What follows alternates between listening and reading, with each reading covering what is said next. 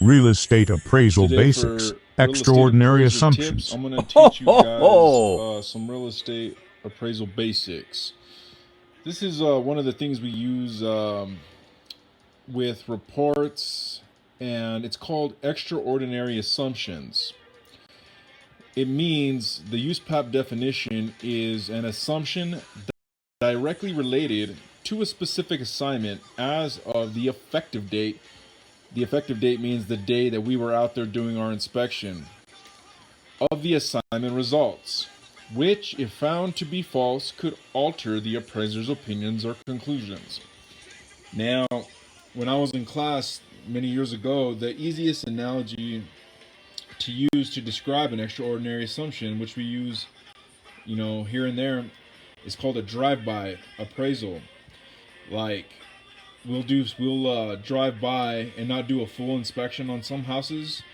So, like, if the outside looks good, you assume that the interior is, in just as good of shape, in condition and quality. That's what an extraordinary assumption is. It's used for appraisal reports. And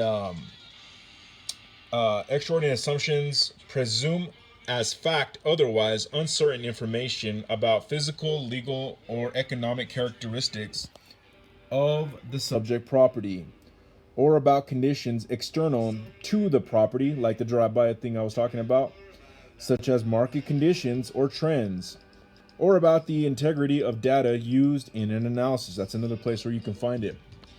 So, this is like the first book I had.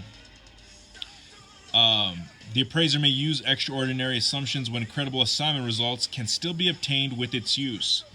The appraisal report must clearly state that if the extraordinary assumption is found to be false, the value opinion may be affected. An excellent and common example is the case of the drive-by appraisal. That's like the most basic way of explaining it to people.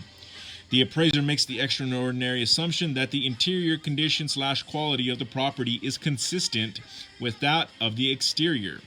Extraordinary assumptions will be discussed in future sections of this text. So this is like day one stuff that you need to learn about when you're becoming an appraiser. In another video, I'm going to cover hypothetical conditions because they always get mixed up, and there's a big difference between them. But just for today, know that's what an extraordinary assumption is.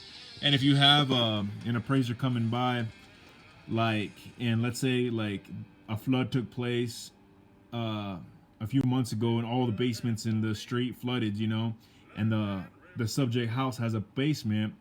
Well, there might be an extraordinary assumption that the basement flooded. You might want to let them know that. I mean, it's up to you, but that's what that is.